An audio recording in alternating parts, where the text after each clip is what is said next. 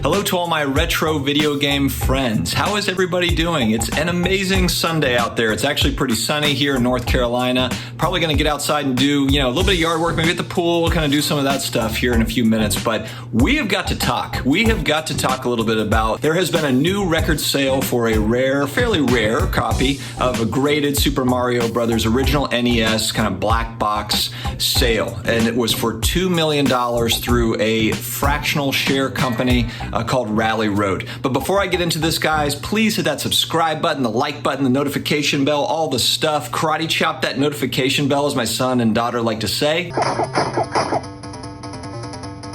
Come out with 3 to 4 new videos every week on this channel, and we will keep it going. It's a fairly new channel, but we're excited about this space, and we will maintain consistent content on the channel. All right, so what is this thing that has happened here? Okay, so first off, for those that don't know, Rally Road is a fractional share company for collectibles. It's fairly new. This space is, this fractional share and collectible space is only really a few years old in total. You've got Rally Road and another company called Otis that started, in 2017, 2018, I believe. These are some of the older companies in this space. You have newer ones that have come out as well since. And essentially what they are offering, their offering is, valuable kind of high-end collectibles, being able to buy fractional shares of those collectibles. They do have these items, these different offerings are registered through the SEC, and that's how they are able to kind of offer shares, so to speak. So it's a fun space. I can understand how it's not for everybody, though, as with collectibles, a lot of folks just want to hold their stuff. They want to be able to touch it, look at it, admire it. And when you're buying, a fraction of something, that's not necessarily, you can't do it. You can't do it. You're just buying into a piece of it. You can admire it, from afar, but you just own a piece of it. So you don't have it displayed, at your home or at your office, etc. For me personally, I like the space because I'm not going to have, I can't see myself spending $1 million on a particular collectible. And so this is an opportunity for me to kind of get in on it without necessarily, having to spend that $1 million or putting a lot of capital into one particular item.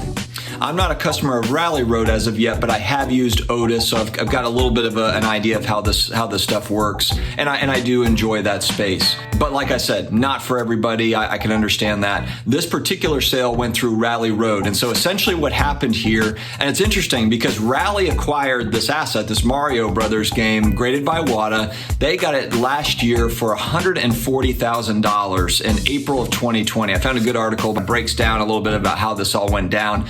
So in April of 2020, a year and 3 months ago, they acquired it for $140,000. There was an offer last year for $300,000. And so what happens is a buyout offer comes through and then the investors have to vote on it. It goes to a vote. So it's not that Rally says, okay, we're making the decision here. It goes to a vote, and based on that vote, they will decide, okay, we're going to sell it or we're going to hold.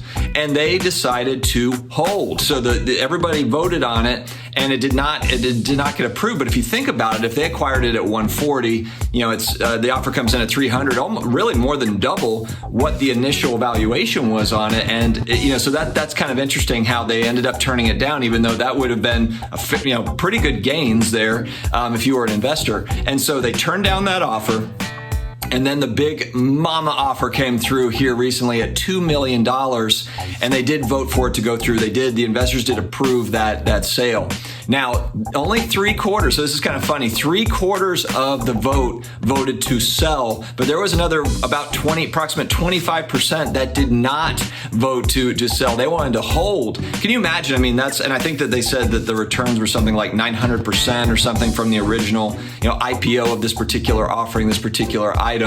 And there was folks that were like, no, let's just keep on going, which I don't blame either side. I don't blame you if you wanted to sell, and I don't blame you if you wanted to hold, because it's such a Wild West space. It's brand new. Nobody has any sort of history on this. It is a new kind of alternative investment, for those that are getting into just looking at other things. And we're going to make other videos kind of digging into more of kind of the macroeconomic whys for this stuff, and kind of my thoughts essentially on why this sort of stuff is happening.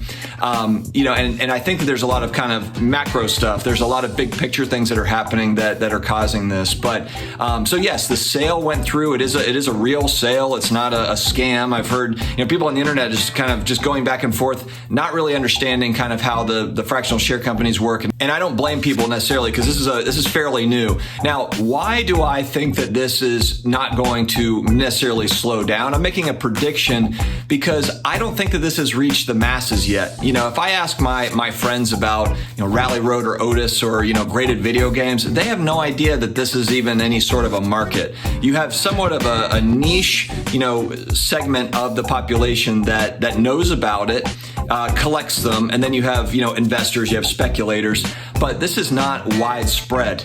Not yet. It's not like sports cards or comic books. Graded video games is a very new segment of collectibles, as far as investing in collectibles, as far as any of that stuff goes. There's not a long history of this stuff, and I think that just like what I see in like the sports card and comic book markets, you kind of see where nostalgia kicks in. You've got people, I'm 40, so you've got kind of that 35 to 45-year-old age group that's looking back to their childhood. They've got the nostalgia kind of kicking, and then there's now just amazing access to be able to quickly buy, sell these items. Apps, technology have given us the ability to, okay, cool, a graded video game, I can buy into this, I can sell, I can buy, I can sell.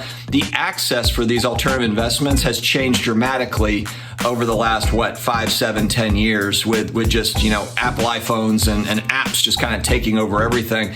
And I don't really see that slowing down. If we're just looking kind of big picture at technology, do we really think that that's going to get worse? I think that it's probably going to get better as far as just access and being able to quickly, look up different things and find information on other types of alternative investments such as this. So you have really kind of a perfect storm of things that are happening here. You've got nostalgia, you've got, big brands like Nintendo and Sega and, kind of that have long-standing brands that have items that, yes, they were mass-produced back in their day in the 80s and 90s, but how many of them have survived that, and then what grades are those in? We could talk all day about population reports and different things that where the market can use to advance a little bit, but I look at this sale as just something that, of course, it's a monster sale. I did not personally think that graded video games of any sort would get to this level where we're talking about $1 million, $2 million this quickly, but at the same time, it's not shocking given what we're seeing in other collectible spaces. So, guys, let me know what you think about this Rally Road sale. Do you have a sealed copy of Mario Brothers that you would like to send me?